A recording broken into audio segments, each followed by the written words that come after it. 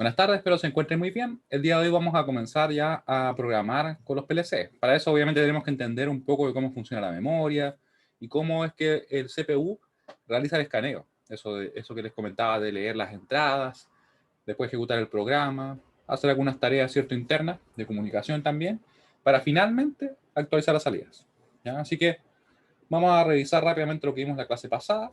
Yo les comentaba que los PLC en sí son como computadores personales, con la diferencia de que son mucho más robustos, son capaces de trabajar en entornos mucho más complejos desde el punto de vista de la altura, la temperatura, vibraciones, ¿ya? La humedad, cosas de ese estilo, lo cual les permite operar y operar y operar de forma cíclica, ¿ya? Sin sufrir fallos tan rápido como lo haría un PC, porque la verdad es que un PC, un computador personal como los que tenemos nosotros, no daría mucho. Rápidamente la corrosión lo afectaría, el polvo, cosas de ese estilo, ¿ya? Porque de verdad que son condiciones un tanto extremas. A veces de temperatura también, cerca de hornos, ¿ya? O lugares muy fríos. Porque algo que muchas veces uno desconoce es que muchos equipos electrónicos no trabajan bien en bajas temperaturas. O sea, por ejemplo, no sé, menos 20 grados ya es mucho para un montón de equipos electrónicos. A pesar que uno dice, no, pero es que la temperatura baja, ¿cierto? Digamos, no sé, 10 grados, 20 grados Celsius, que es relativamente bajo para un componente electrónico, eso no le afecta en nada, incluso es favorable, ¿cierto? Pero cuando baja mucho, también hay problemas. Así como si es que se dispara, ¿cierto? En el caso de los notebooks, ahora esos notebooks gamer que se eleva tanto la temperatura que ya llegan a quemar incluso, ¿sí? Ahí tenemos problemas de temperaturas, pero por el otro lado, por decirlo así. Y les comentaba, ¿cierto?, que teníamos diversos tipos de PLC. Se podían dividir principalmente entre los que tenemos con entrada y salida fijas, que su nombre nos dice claramente que en realidad no podemos agregar ni entradas ni salidas, ¿ya? Solamente nos podemos limitar a las que están, ¿ya? O sea, las posibilidades que tenemos para conectar. En cambio, en el caso de los modulares, que son los que tenemos acá, ustedes pueden ver que le podemos incorporar diferentes módulos. Aquí está completamente lleno este rack, ¿ya? Creo que tengo una imagen un poquito más adelante de un rack. De hecho, ahí se ve algo. Acá está. Se fija, entonces uno le va poniendo esos módulos. Entonces podemos elegir ponerle solamente, no sé, unos 4 o 5 de entrada, uno de salida, poner uno de entrada y todos los demás de salida, poner algunos de comunicación. Y en verdad, muy parecido a lo que podría ser un PC. ¿Ya? Y más que nada los PC un poco más antiguos, porque ahora uno generalmente pone como las mismas cosas y no agrega tantas tarjetas como lo hacían antes. ¿Ya? Si ustedes buscan computadores antiguos, literalmente casi toda la funcionalidad del PC venía de expansión. ¿Ya? Ahora no tanto así porque las placas madres también son muy avanzadas, entonces incorporan tantas cosas que no siquiera hace falta agregar muchas otras. ¿Ya? Y tenemos entonces que se diferenciaba de esa manera de un PC. ¿Ya? Le decía también que era mucho más avanzado que lo que eran los sistemas basados en relés, que son estos sistemas antiguos, que son, por decirlo así, únicamente elementos eléctricos que están acá, los relés, ¿ya? Que revisamos en esa clase, y la interconexión que tenían estos relés es la que generaba la lógica de control. ¿Ya? Por tanto, si nosotros queríamos cambiar algo en la lógica de control, teníamos que cambiar el circuito, o de plano cambiar los tableros, ¿cierto? En cambio, con un PLC no hace falta eso, ya que simplemente nosotros modificamos el programa. Conectamos todas las entradas al principio, ¿cierto? Conectamos todas las salidas y después el programa es el que decide lo que sucede. Y obviamente nosotros lo modificamos, ¿cierto? Por eso es que tiene esa ventaja. También nos servía porque era bien rápido o en realidad es capaz de analizar entradas y datos que varían muy rápidamente, como es el caso de algunos elementos que están pasando en una correa transportadora y estamos contando y en base a eso, por ejemplo, cerrando una caja y cosas por el estilo, ya con toda la maquinaria funcionando de forma automática. ¿Sí? Y habíamos hablado acerca de las salidas que tenemos acá. Esto es un contactor que nos permite a nosotros accionar un motor, en este caso trifásico, ¿cierto? Esta es una luz que nos puede servir, por ejemplo, para indicar que está en operación una máquina, que hubo un problema, ¿ya? Una válvula solenoide, que vendría a ser una válvula que hace el cierre o la apertura, ¿cierto?, de una cañería, por ejemplo. Entonces nos permite a nosotros que pase un líquido, que no pase ese líquido. Esta válvula solenoide, de hecho, como la que está ahí, es la típica que tienen las lavadoras, ya que a veces fallan y que no abre, se queda pegada, ¿ya? Y hay que cambiarla. ¿Y por qué digo yo que no abre y se queda pegada? Porque generalmente estas válvulas están configuradas en lo que se llama normalmente cerrado. ¿Cómo así? Si no tiene energía, está cerrada, obviamente para que no pase el líquido. Y uno tiene que energizarla para que se abra y circule el líquido. Entonces es como una forma de protegernos ante los fallos. ¿Se imaginan que fuera al revés? Que tengo que tener energía para que cierre. no sería lo óptimo, ¿cierto? En cualquier momento hay un fallo, nos quedamos sin energía, o falla algún elemento de la lavadora o del sistema que estemos trabajando, y las válvulas quedan abiertas, y se queda, por ejemplo, queda fluyendo el agua, o no sé, el ácido, lo que fuera. Sería súper peligroso, ¿cierto? Algo parecido ocurre con los motores también, ¿ya? Que generalmente tienen un sistema de funcionamiento que hace que ante cualquier fallo se detengan, ¿ya? No que queden corriendo. Estos son los sensores que les decía que son elementos que nos permiten captar la información del sistema, ver cómo está operando para verificar, ¿cierto?, nuestro programa y en definitiva actualizar las salidas para poder modificar ese estado, para elevar la temperatura, un nivel, calentar o enfriar algún elemento, ¿ya? Así como finalmente controlamos el sistema. Luego estamos hablando acerca de los diferentes componentes, ¿ya? La fuente de poder que nos permite obviamente alimentar todos los demás dispositivos, el CPU, que es como la unidad central que nos permite analizar entradas, actualizar salidas, ¿cierto? Manejar la memoria, ¿ya? Y hoy en particular vamos a detenernos, de hecho, en la memoria y cómo opera, porque nos va a interesar para el momento que nosotros queramos ir programando el PLC, ¿ya? Tenemos también, obviamente, módulos de entrada y módulos de salida, que son aquellos que yo les decía que conectábamos, ¿cierto?, en el rack del PLC, y nos permite a nosotros poder conectar entradas, que son sensores, ¿cierto? Y salidas, que serían en este caso motores, calentadores, parlantes, esa resistencia que aparece ahí es un calentador, ¿ya? Y claramente nos podemos conectar con un dispositivo, en este caso con un PC o también con algún otro aparato especializado para realizar modificaciones en el programa, ¿sí? Bueno, aquí se menciona lo que ya le estaba comentando, ¿cierto? Me parece que en principio sería más o menos todo lo que estuvimos revisando, obviamente de forma bien resumida, porque es más que nada para que así podamos irnos conectando en eso, ¿ya? También otro punto importante era que en el modo ejecución, en el cual se encontraría el CPU, ¿ya? Si nosotros queremos que opere, vemos que se realiza este escaneo, que sería primero, como les decía, leer las entradas, ejecutar el programa, se realizan tareas de diagnóstico y de comunicación con otros PLC, si es que se requiere información de otro PLC o nuestra información tiene que ir a otro, ¿ya? Y finalmente se actualiza la salida, ¿ya? Después de eso se vuelve a pasar a leer las entradas. Y para cerrar lo que es la recapitulación que estamos haciendo, recuerden también que yo les decía de que en el caso de los PLC tenemos un programa que está corriendo de forma cíclica, ¿ya? Es lo único que se está haciendo en este equipo, a diferencia de un computador personal, un PC, donde nosotros tenemos muchas tareas que están trabajando concurrentemente, ¿ya? Así que para que lo tengan presente es una también de las grandes diferencias. Por mucho que sea menos resistente, menos robusto, ¿cierto? Al ambiente y todo eso, un PC sí nos da la ventaja de poder hacer muchas cosas al mismo tiempo, ¿ya? Analizar datos, estar codificando un video, leer un documento, ¿cierto? Un montón de cosas. Así que bueno, aquí tenemos el lenguaje que vamos a revisar, ¿cierto? Un ejemplo del sistema que vimos en la clase pasada. Y finalmente vamos entonces a pasar a ver lo que les decía acá, las instrucciones típicas de un PLC, ¿sí? Quiero saber si tienen alguna duda respecto a lo que les acabo de comentar o que les haya quedado en la clase pasada. Cualquier duda.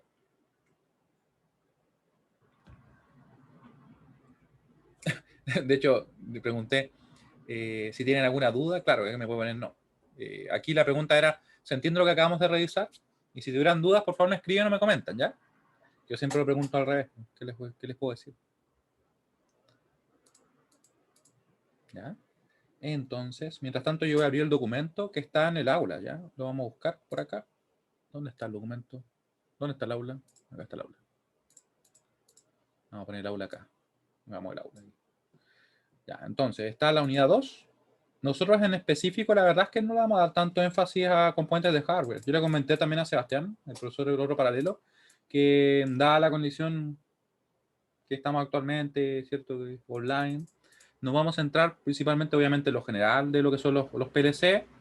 Si alguien quiere entrar un poco más en detalle, porque aquí hay un montón de información respecto a un montón de elementos, de lo que son las entradas, de los módulos también de salida, ¿ya? Pero queremos centrarnos más en el lenguaje de programación, en ver sistemas, ¿ya? Sistemas que podamos nosotros controlar. Voy a abrir acá para que revisemos el punto que me interesa que veamos bien hoy día, que es precisamente lo que se refiere a la memoria, ¿ya?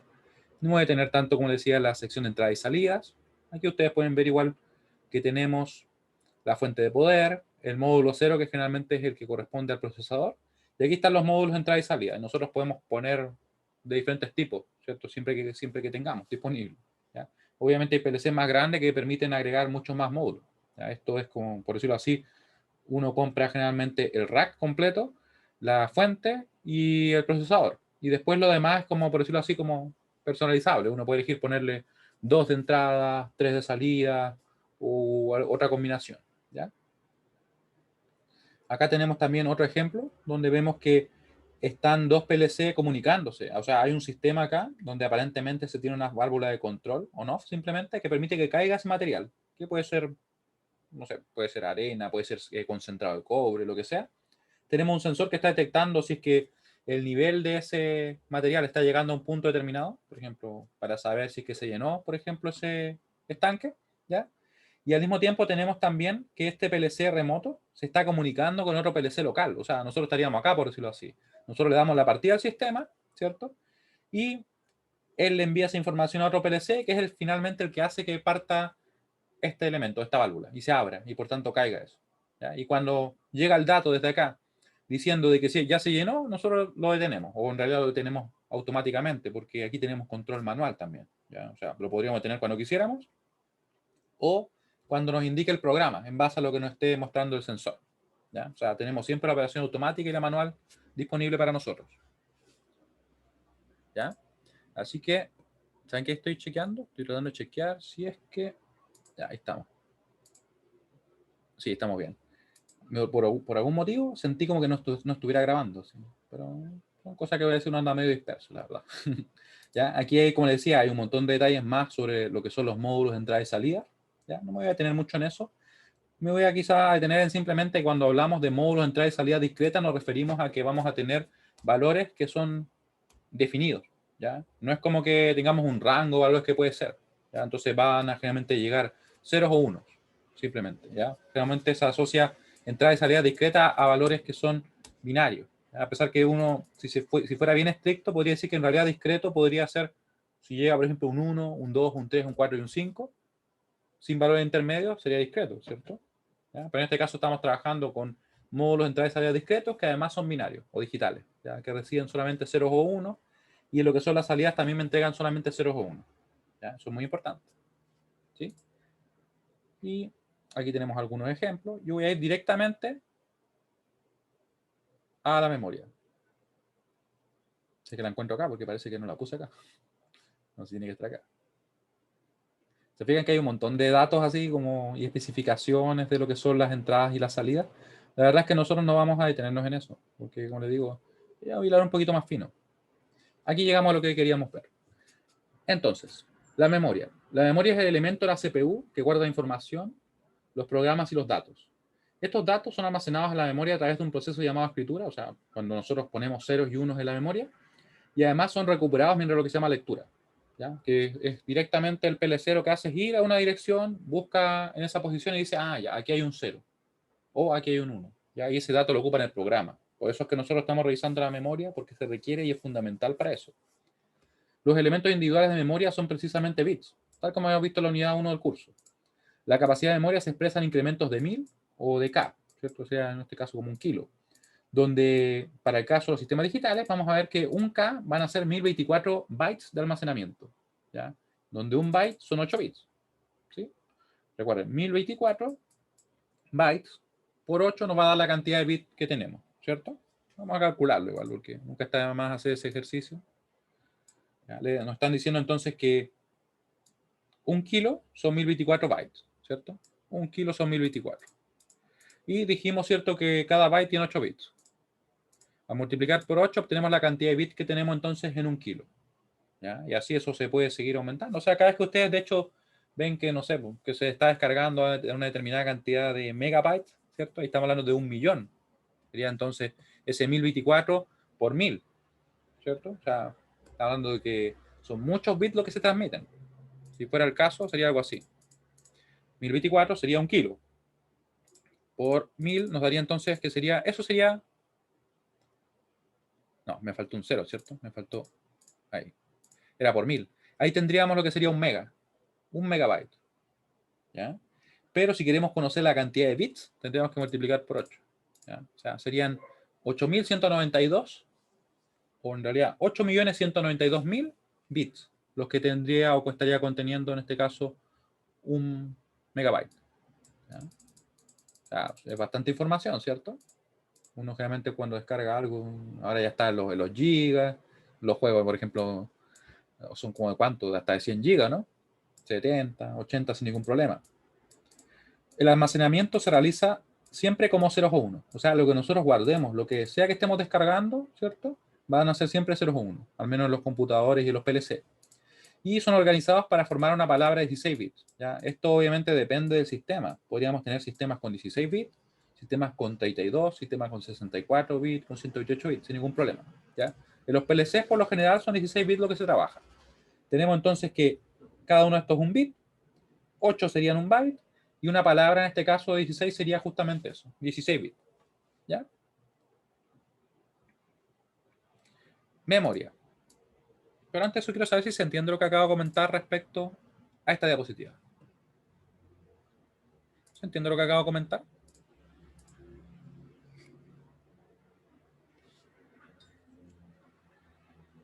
¿No? Si algo no se entiende, por favor escríbanlo o coméntenmelo. Para que no se queden con la duda, porque como les digo, esto nos ayuda bastante al momento de programar. Porque después vamos a estar viendo, por ejemplo, qué pasa en memoria. Y en base a lo que pasa en memoria, nosotros vamos a poder, entre comillas, rutear el programa. ¿Ya? Por si acaso, esta parte de acá, si es que les parece media extraña, no se preocupen. Si simplemente son nombres que le damos. Es como que el bit, recuerden que es siempre un 0 o un 1. Cuando nosotros juntamos 8 bits, tenemos un byte. Un nombre, ¿no? Un byte. ¿Ya? Y se dice acá que un K o un kilo en este caso son 1024 de esos bytes. ¿Ya? Eso es todo lo que tenemos que quedar. Yo sé que al principio es como medio raro, si de hecho de eso se aprovechan cuando nos venden en internet. Que nos dicen, no, si es como no sé cuántos megas, 100 megas. Y uno después revisa y no tiene nada 100 megas. O antes con los discos duros. Uno decía, no, me compré un disco de 1 terabyte. Y revisa y tenía 930 y algo megas. ¿Y qué pasó ahí? ¿Puedo subir un poquito? Ahí.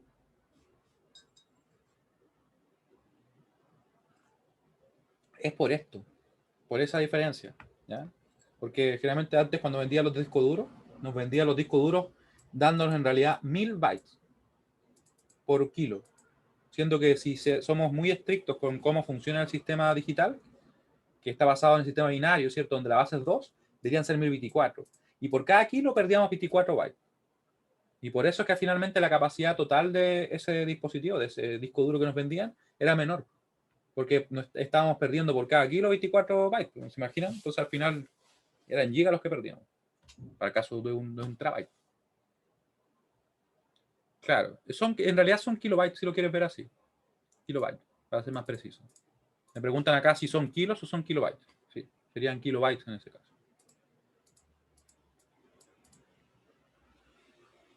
Muy bien. Perfecto. Ahora, aquí viene la parte donde se relaciona el uso de la memoria con el PLC. ¿Ya? ¿Cómo así?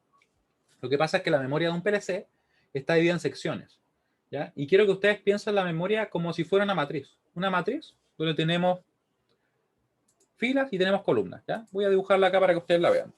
O en realidad para que vean un modelo de lo que es la memoria. Voy a sacar la tableta así. Vamos a ver un modelo de la memoria de un PLC. Y también funciona también para modelar muchas otras memorias. Estamos en la clase número, dijimos 20. Estoy escribiendo mal, pero vamos a hacerlo acá. La clase número, tengo la clase abierta acá. ¿Cómo le puse? No, eso no es. Eso es. Clase 23 le puse. Vamos a poner entonces clase 24. Clase 24, ¿ya? Y vamos a dibujar un pequeño modelo de la memoria que nos va a servir obviamente para entender cómo vamos a ir programando y cómo vamos a verificar los datos que tenemos. ¿Ya? Que es lo primero que vamos a hacer entre la clase hoy día y la clase mañana. ¿Ya? Yo creo que la clase mañana. Estamos a jueves 27. ¿Ya? Jueves 27 de mayo del 2021. Y como pueden ver, ya se nos fue mayo. ¿No? Y no es chiste que se nos fue mayo. Ahí. ¿Cómo sería nuestra memoria? Como que mi letra se está deformando, pero bueno. Sería algo así. Vamos a dibujar acá. tenemos justamente cuadros, así que va a ser más fácil. Vamos a tener direcciones que van a corresponder a las filas, ¿ya? Por ejemplo, así. Vamos a tener acá. Ahí. Ahora sí. Ahí. Vamos a hacer una memoria pequeña, ¿ya? Ahí solamente. Vamos a tener 0, 1, 2, 3, 4, 5, 6 y 7, ¿ya? Vamos a tener, esas van a ser nuestras direcciones de memoria, ya nuestras filas. Lo voy a poner acá. Estas van a ser direcciones de memoria.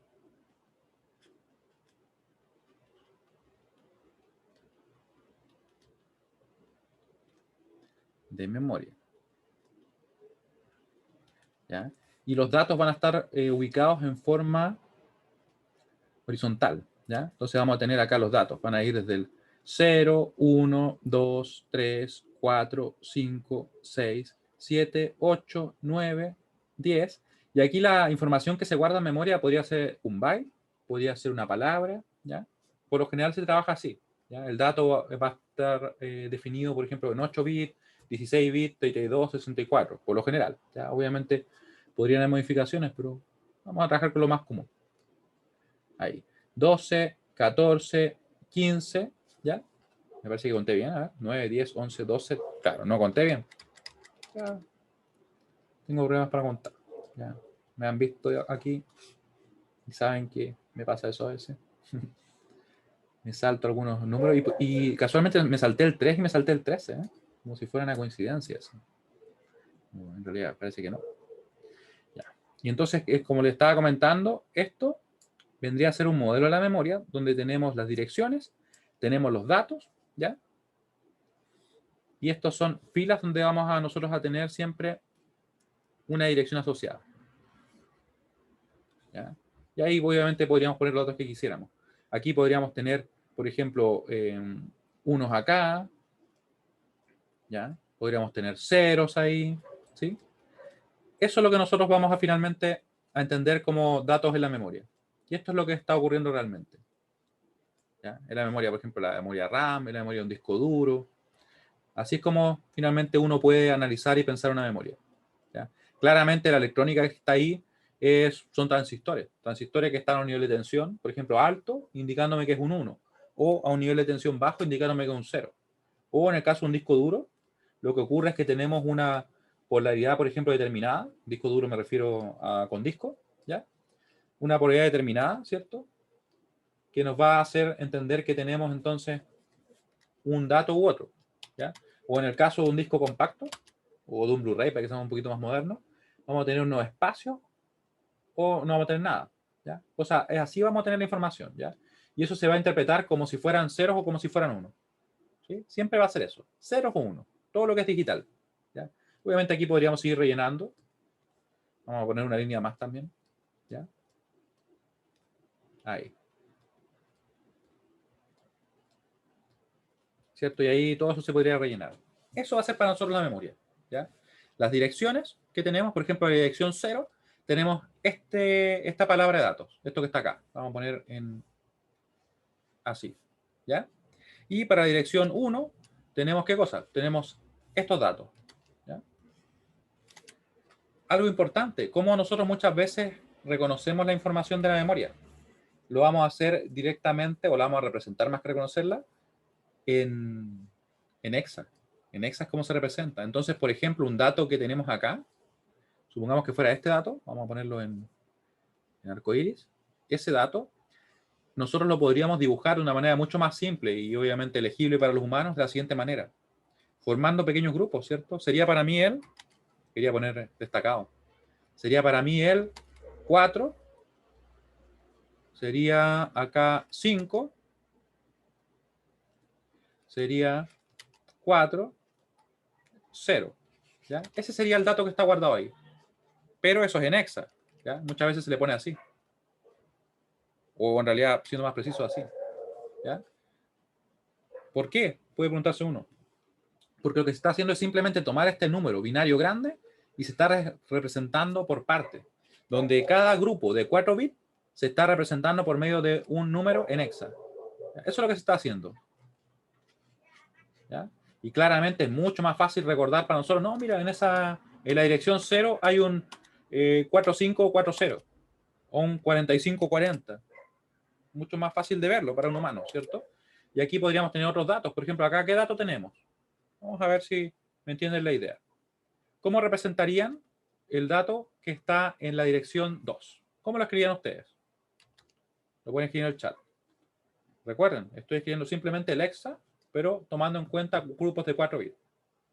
¿Ya? Porque de hecho, así como se representa, por ejemplo, cuando uno trabaja a más bajo nivel, la información de memoria.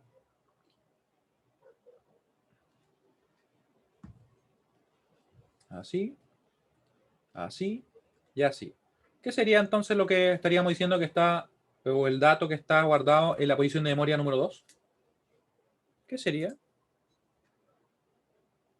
Sería BE55. BE55. ¿Cómo? Porque simplemente convierto, ¿cierto? Esos 4 bits, esos 4 y sí. Ese sería el... No, de hecho sería... Sí, sería B. Sería B porque tendríamos que el 10 era el A, ¿cierto? Recuerden que el 10 se corresponde al A. Tenemos que el 11, que es lo que tenemos ahí, se corresponde al B, ¿sí? Y así seguíamos, ¿sí? Y aquí creo que ustedes se podrán estar dando cuenta de que eso que les comentábamos, que en realidad todo lo que se ve en el curso se sigue ocupando, uno de esos pocos cursos en los cuales se da eso, porque hay muchas veces en las cuales no están así, ¿cierto? Uno ve algo y como que queda olvidado de la prueba 1, ¿cierto? Entonces, como les decía, en la dirección de memoria tenemos guardado el dato BF, ¿sí? ¿Está bien? ¿Sí? BF55. Creo que había dicho otro, pero probablemente vi mal el número. Creo que dije la E. ¿Ya? Sería este, ¿cierto? BF55. Este sería el dato en la dirección de memoria 2.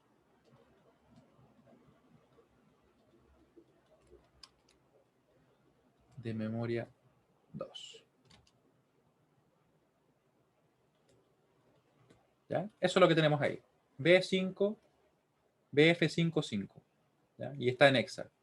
Así que ustedes lo pueden poner si quieren así, o le pueden poner la H, porque por lo general se encuentra con la H. ¿Ya? Porque sabemos que como en hexa llegamos únicamente hasta la F, la H se pone como un indicador. Y cuando tenemos, por ejemplo, un número en binario, porque uno podría decir, ah, pero este número será, ¿en qué cosa? ¿Será en decimal? ¿Será en binario? ¿Será en hexa? Se le pone así. ¿Se fijan? Entonces estos números rápidamente quedan bien definidos, porque vemos que en este caso sería en binario. Hay también otras notaciones de poder para poder representarlo, la verdad. Porque alguien podría decir, bueno, y no debería ser así, pero por eso es que se deja en este caso como en minúscula. Ya. Entonces, resumiendo, los datos de memoria los guardamos así, como si fuera una matriz donde vamos a poner ceros y unos. Vamos a tener que cada fila se va a corresponder a una dirección de memoria, ¿ya? Que es donde, por ejemplo, se le indica a un programa que busque en una dirección de memoria determinada. Y esto que está acá va a variar en extensión, porque podría ser de A4, ¿cierto? Bit por dato, podría ser de A8 bits por dato, o podría ser una palabra, de en este caso 16 bits, como nos estaban indicando para el caso del PLC. Eso, ¿se entiende?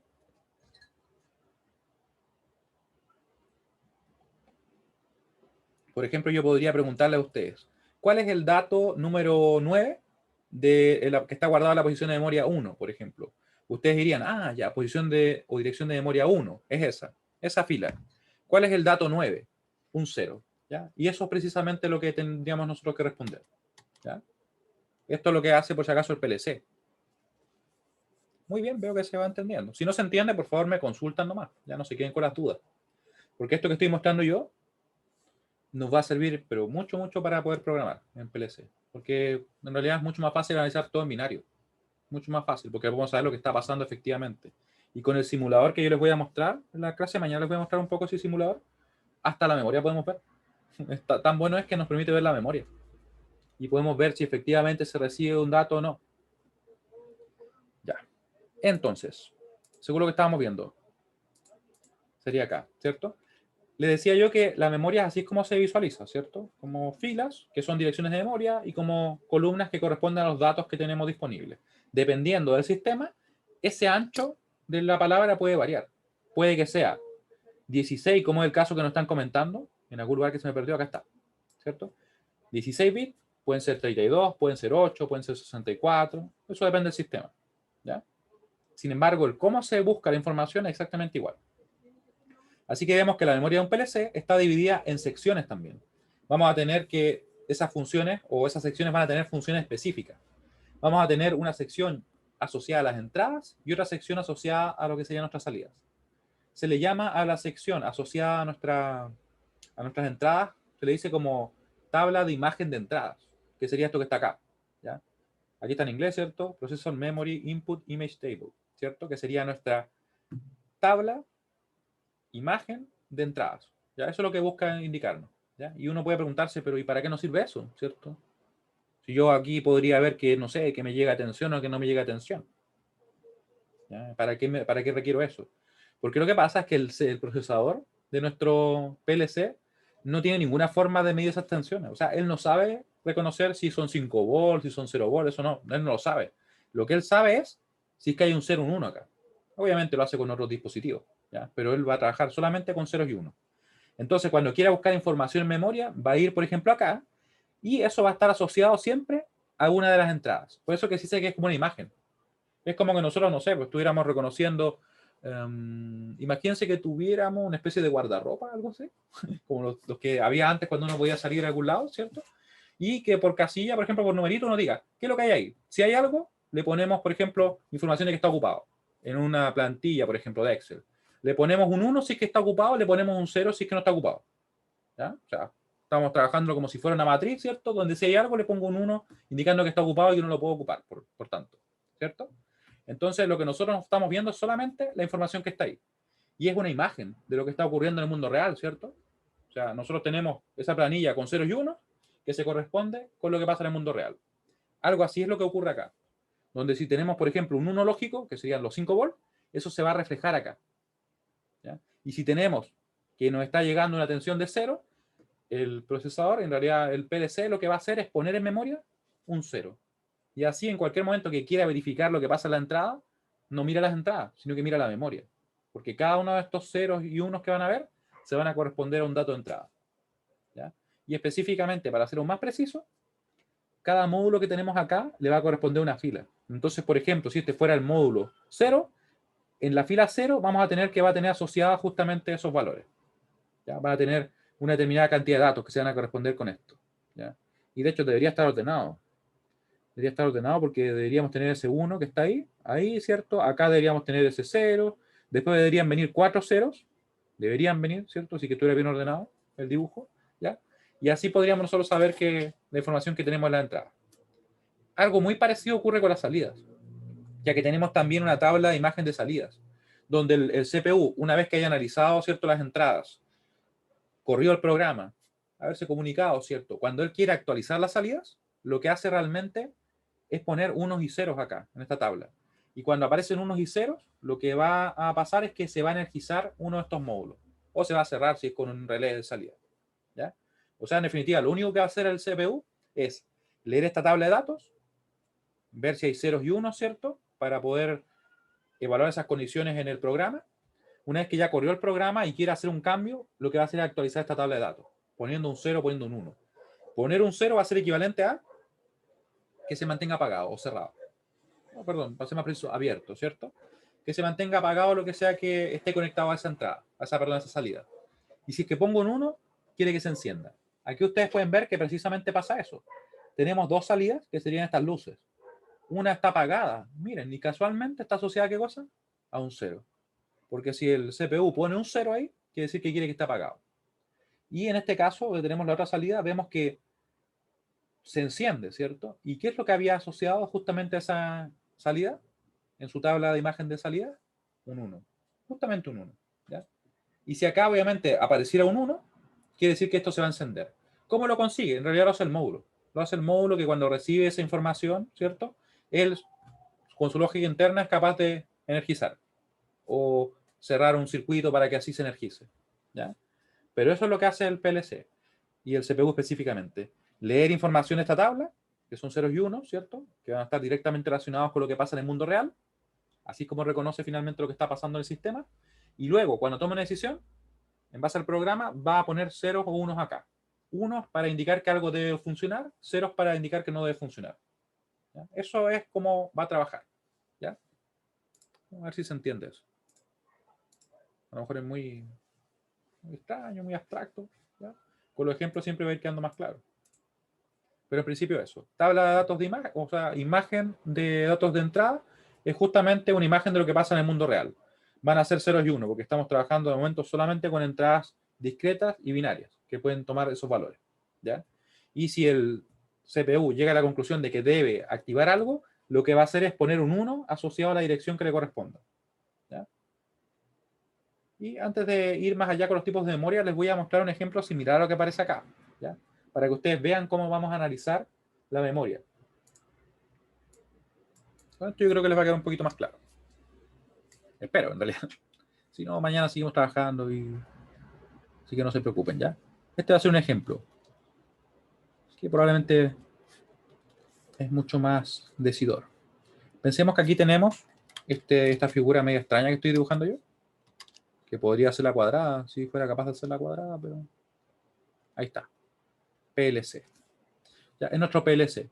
Y nuestro PLC tiene conectadas las siguientes cosas, miren. Va a tener unos módulos, ¿cierto? Aquí voy a poner un módulo.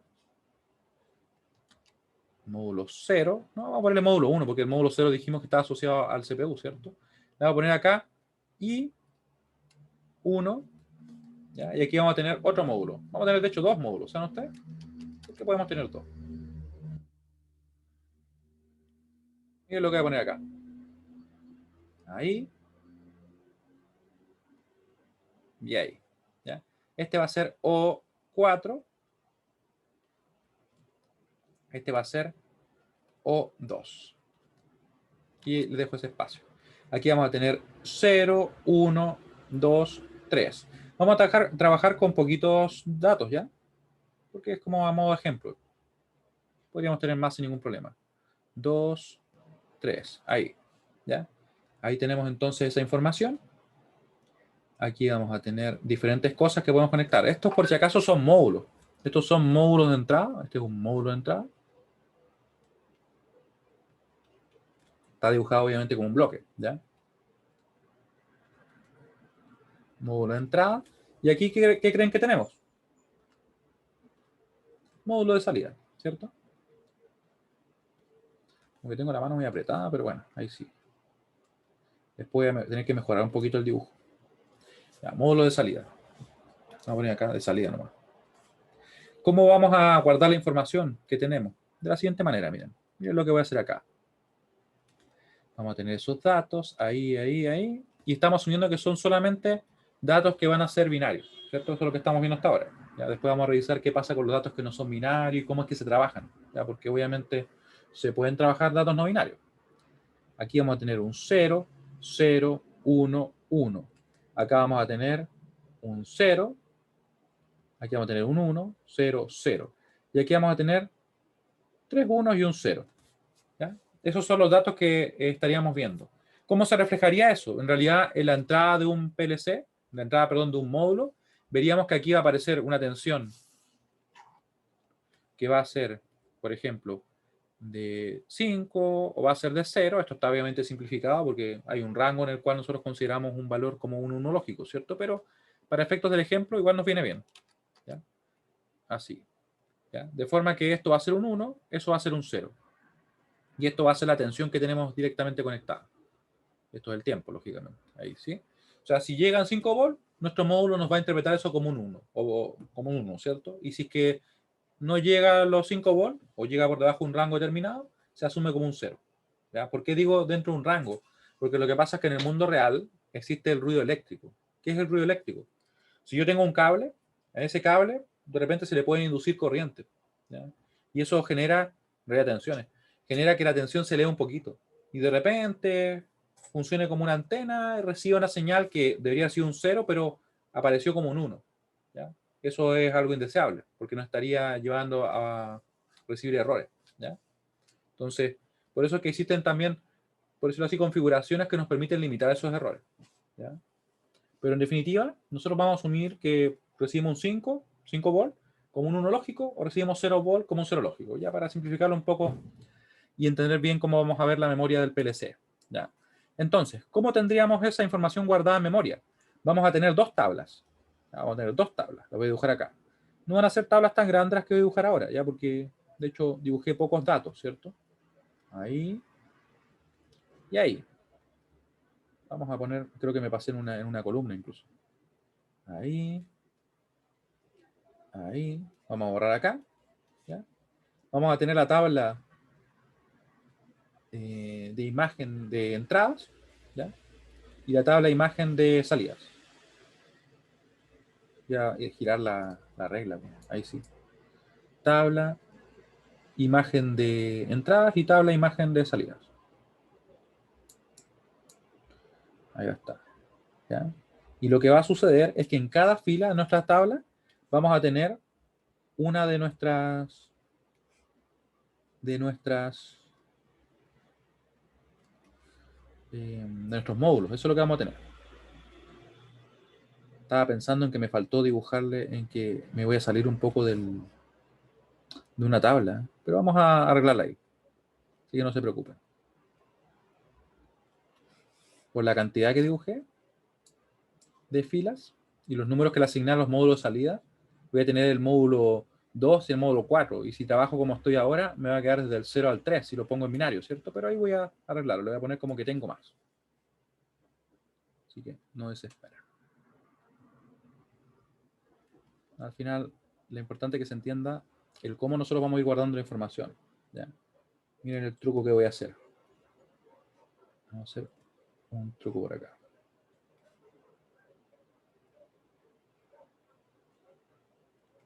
Vamos a ver si me funciona así y queda claro. Ahí. Este sería O4. Ahí sí. 4. Aquí vamos a tener, por si acaso, el 0, 1, 2, 3. Eso es lo que vamos a tener.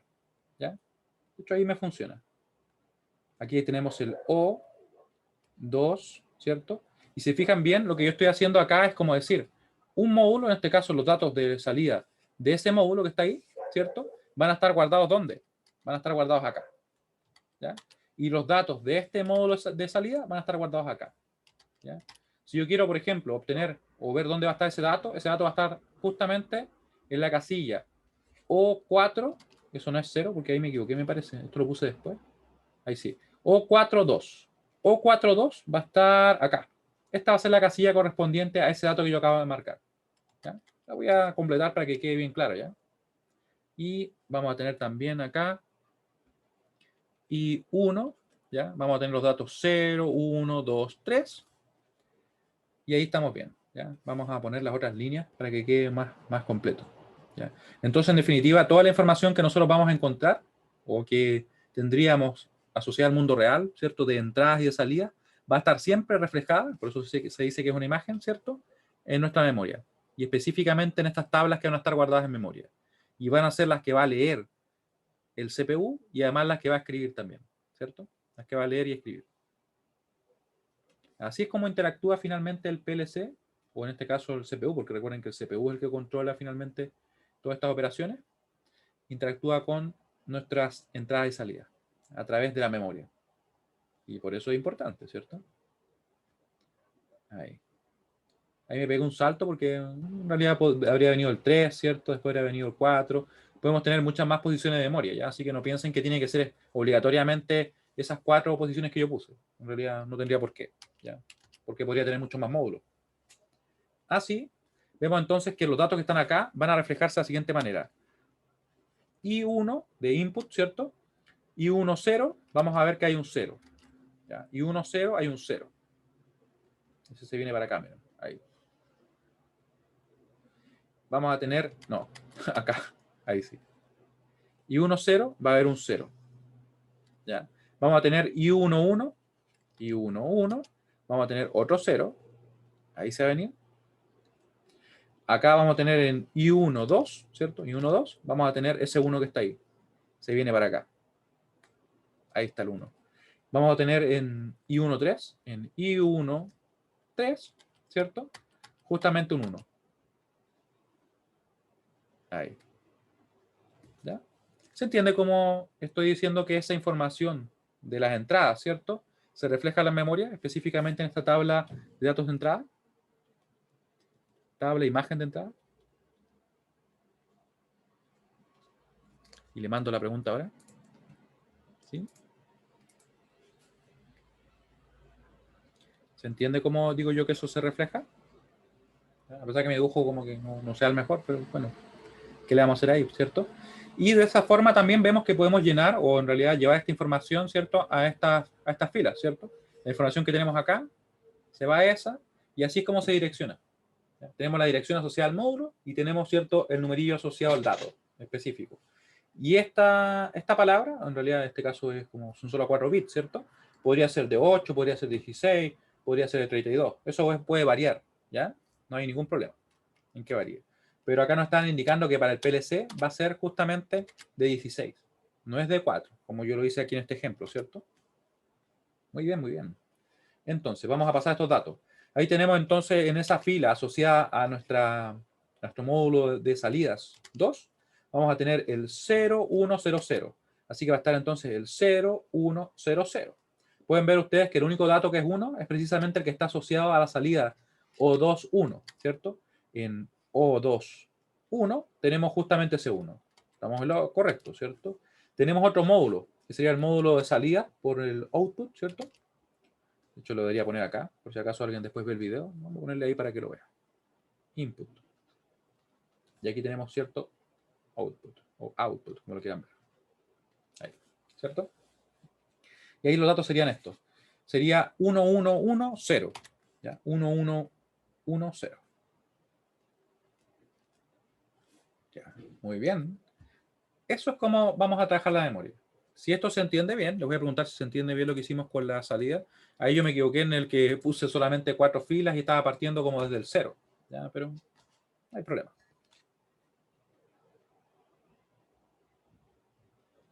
Muy bien, porque eso es precisamente lo que vamos a usar nosotros para poder trabajar. O sea, vamos a basarnos en lo que va a ver la memoria. ¿Ya? Y con eso por si acaso lo voy a dejar subido. ¿Ya? Vemos también que hay muchos tipos de memoria, hay memorias que son solamente de solo lectura, memoria ROM. Por ejemplo, anteriormente, creo que todavía me parece que la ROM, las BIOS eran ROM, pero ahora me parece que están más avanzadas. Ahora no estoy seguro si se pueden borrar. Creo que dejémoslo en que sería una ROM de momento, ¿ya? La RAM es una memoria de acceso aleatorio. ¿Qué quiere decir que sea de acceso aleatorio? Que en realidad nosotros podemos ir a cualquier dirección. Eso es muy importante, porque antiguamente había memorias que no podían recorrerse aleatoriamente, ¿ya? O sea, aquí ustedes pueden ver que en cualquier momento nuestro CPU, según lo que yo he comentado, podría decir, mira, ¿saben? Quiero buscar la información que está en el módulo de salidas 4, ¿cierto? Específicamente el dato 2. Y el CPU va a ir directamente a esa posición y va a leer el dato y va a trabajar con él, ¿ya? O podría irse para acá, ¿cierto? Y decir, miren, quiero conocer la información que hay en I1, 1. Y va a encontrar un 0. Y ese 0 lo va a ocupar en el programa, para evaluarlo, obviamente, ¿ya? Antiguamente no. Antiguamente teníamos memorias que había que recorrerlas así.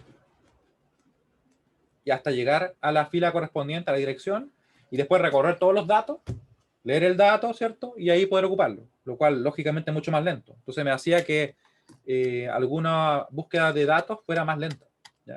Entonces ahora se puede trabajar mucho más ordenado de esa forma. O sea, en realidad no más ordenado, sino que más bien más rápido, porque yo voy directo a lo que necesito, ¿ya? Es como que si nosotros entráramos a una librería y tuviéramos que ver el nombre de todos los libros para llegar al libro que nosotros queremos. ¿Se imaginan cómo sería eso? Un poco práctico. Yo voy, busco en algún directorio, ¿cierto? Me dice, ese libro se encuentra en tal posición. Me voy directo. Y ahora que lo pensamos, de hecho, antiguamente la gente casi hacía eso, ¿cierto? Si uno no conocía una biblioteca, entraba a buscar. A menos que le preguntara a alguien que le dijera dónde encontrar el libro, ¿cierto?